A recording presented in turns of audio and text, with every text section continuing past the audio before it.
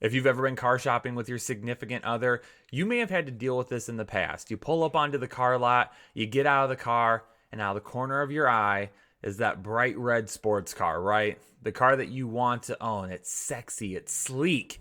You can see yourself driving down the road in it. But then your significant other is like, that's not practical. We're going to go ahead and spend our money on something reliable. It's not as fast, it's not as nice looking, but it's going to get the job done for us. Well, in fantasy football, it can be a lot like the same thing. You get to draft day and you see that super sexy player, the guy with the big plays, the one that's going to hit the home run. Is he the best bet, or should you go with somebody who's more reliable that you're going to count on every single week? Well, hit that like button because we're going to break down what you should be doing about A.J. Brown here in 2020.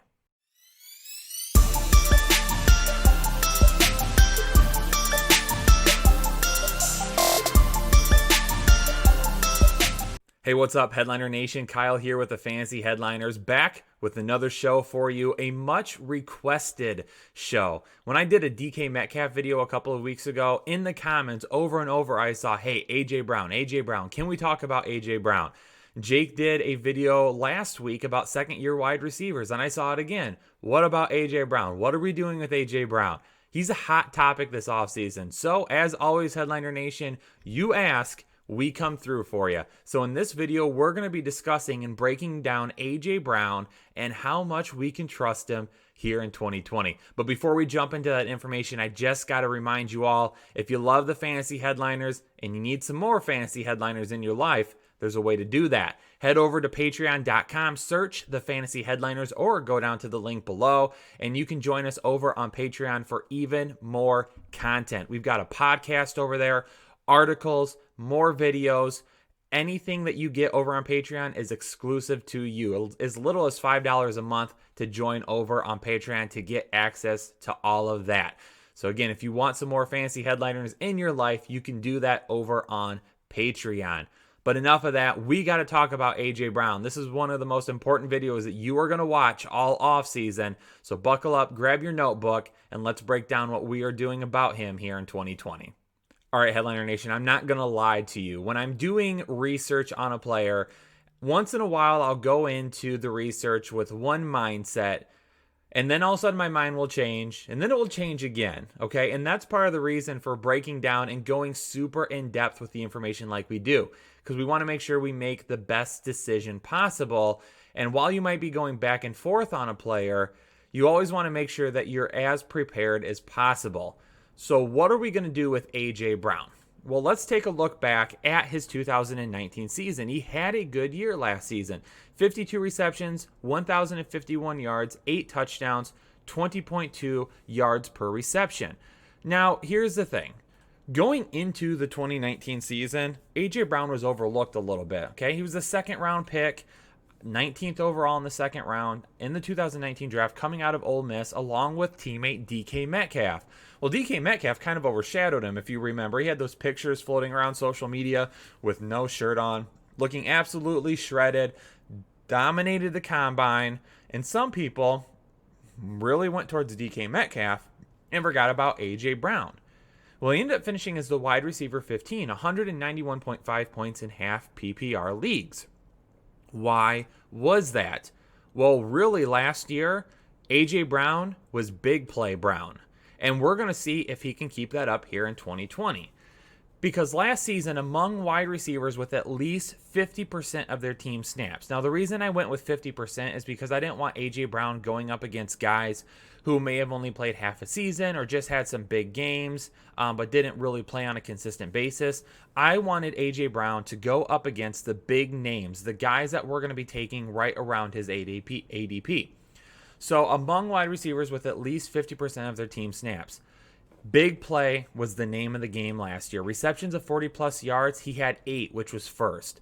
He had 5 100-yard games, which tied him for third. He had 4 touchdowns of 40-plus yards, which was tied for first. His 12.51 yards per target was first. His 20.21 yards per reception was second. And his 8.88 yards after the catch per reception was first. So again, it was the big play last year that made A.J. Brown such a commodity towards the end of the season when people were really starting to get on the bandwagon with him. He also averaged 0.32 fantasy points per snap, which was fourth best among wide receivers, and he averaged 3.95 fantasy points per target, which was first among wide receivers. So again, all of those numbers that you see right there puts A.J. Brown in elite company, okay? Puts him as one of the best big play wide receivers in 2019. Now, we know Marcus Mariota started the season as the starting quarterback, but Ryan Tannehill is the one that finished it. So was Ryan Tannehill any type of a difference? Well, a little bit. Maybe not as much as you would have thought, though. Now, it is widely split. He had 5 games without Tannehill. He had 11 games with Tannehill. So 11 games is a much larger sample size for us to look at. But in those 5 games without Tannehill, 3.8 targets, 2.4 receptions, 50 yards, and 0.4 touchdowns per game. We see a slight uptick in some of those numbers. The targets is the big uptick. We go from 3.8 to 5.9. The receptions, just over 1 extra reception per game, so not a whole lot. The yards jumped up quite a bit from 50 to 72.8. And the touchdowns, again, not too much, about another point, going from 0.4 touchdowns per game to 0.54 touchdowns per game. So not a huge difference there. So not a big jump. And we're going to come back to Ryan Tannehill in just a second. Because if you're looking at those numbers, the one thing that concerns me is we saw a decent rise from targets, a good size rise from yards, but not a big rise in receptions. Okay? And that's concern number 1. So we just broke down why A.J. Brown was so great last season and why we should be looking at drafting him. Now let's talk about the concern that we might have with him. Well, he did have some inconsistencies last year. You know me. I'm an Amari Cooper truther. I love #always Amari. But the biggest knock on Amari Cooper is his inconsistencies. Well, if we look at A.J. Brown on a per game basis last year, he was also pretty inconsistent, and I don't see anybody talking about that. If you take a look there in week 1, he has a 100-yard game, right? But this is something that he did throughout the season because he goes from 100 yards down to 25 and 4. And then he goes back up to 94 and then 27 and 23. And then he has a 64-yard game down to 11, an 81-yard game down to 17, a 135-yard game down to 45. Has 2 big games back-to-back. 153, 114, all the way back down to 34, and all the way back up to 124. So even though A.J. Brown, his overall body of work last year was really, really good, when you dig deeper and you look at his per game stats, you realize that A.J. Brown, even though he had a big year, he was also probably one of the more inconsistent wide receivers that we saw on a per game basis.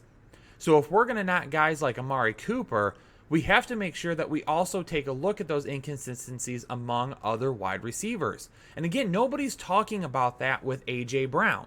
I don't hear anybody talking about his inconsistencies last year. We're only talking about that high upside floor that we see with him. But can Ryan Tannehill help with that high upside floor this year as much as he did last year? And this is where the big concern comes into play for me. So with Ryan Tannehill, can he go deep? Because even though he didn't play in 5 games last year, okay, so that's going to water down the overall stats just a little bit. Because if he would have played in those 5 extra games, these numbers probably would have been a little bit higher. But they are still concerning to me over the course of 11 games. Because when we're talking about going deep, that is 20 plus yards down the field. Ryan Tannehill only had 37 deep attempts last year. That was tied for 27th in the league with Mason Rudolph. And we killed the Steelers quarterbacks last year for not pushing the ball down the field.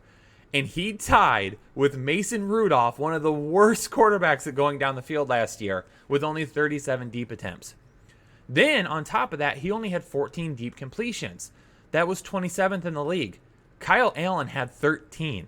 Another guy that we talk about that didn't push the ball down the field last year, Kyle Allen. 14 deep completions for Ryan Tannehill. He also had 544 deep yards. That was 23rd. Okay? So even if you take a look at the deep completions, he played 11 games, he had 14 deep completions. So just over 1 deep completion per game. So if we add 5 extra deep completions, 1 per game, and the games that he didn't play, if he would have played in them, then you get 19 deep completions. That's still not going to put him up into the upper half of quarterbacks going deep down the field last year. But here's where the biggest concern comes into play. His passer rating on deep balls last year was 112.7. That made him 8th overall in the league. That is an outstanding number. You might look at that and say, hey, that's awesome. Ryan Tannehill was really good going down the field last year. But I'm looking at it different. Ryan Tannehill was highly efficient going down the field last season. And when you depend on players to be highly efficient year after year after year, it becomes a major concern. Because the efficiency is something that can change from year to year. The efficiency has so many variables around it that you have to make sure that you look at what those variables could be and why they could change that efficiency. So with Ryan Tannehill, he didn't go deep down the field very often. But when he did, he was highly efficient. Okay? So the deep volume may not end up being there. But A.J. Brown made his living last year on the deep ball. So we basically have to say this. If you're going to take A.J. Brown, you need Ryan Tannehill to throw the ball down the field more often. If he doesn't, then you are banking on an extremely highly efficient season to replicate itself from 19 to 20. And that is going to be the most difficult thing. And this is where my intro comes into play, right?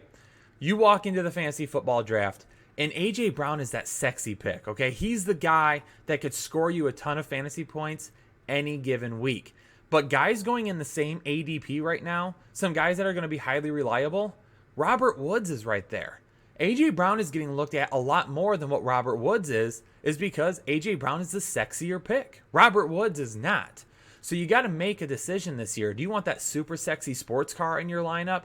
Yeah, it's going to be great, but you can't drive it outside every day, right? If it's raining really hard or you live in the northern states and it's going to be snowing, you can't drive those cars every single day. You got to put them in the garage some days. You take them out and you put the top down when it's nice out. So maybe they're not going to be nearly as reliable as Robert Woods. A nice steady truck, an SUV, something you can drive in all weather climates. You can throw the entire family in. If you want to go somewhere in your Corvette, you can't always take the entire family, right? But if you throw them in your Yukon, you all can go, right? So that's what you have to make a decision on. A.J. Brown is that super sexy pick, okay? I get it. But again, you have to bank on him replicating a highly efficient season down the field unless Ryan Tannehill can turn it around. So all of this is based on Ryan Tannehill. If you don't believe in Ryan Tannehill this year, I don't think you can believe in A.J. Brown. If you believe in Ryan Tannehill, then you can believe in A.J. Brown. But also, Corey Davis has to take another step forward. Okay, we need that to happen. Jonnu Smith, who we love on this channel, all right? Smith is our breakout tight end. He's going to have a big year as well. Because if A.J. Brown is the main target again, and defenses watch these films, well, you know what they can do? They can just play a safety over the top on A.J. Brown and double team him. Okay? Even though they're running the ball an awful lot, you can play 2 safeties high, bring one a little bit closer into the box, leave that other safety back there, and he can cover A.J. Brown over the top. So he's not going to be able to get some of those breakaway plays that we saw last season because he's going to have 2 guys shadowing him at all times, even if Tennessee will be running the ball a lot more often. They need Corey Davis to step up. They need Smith to step up.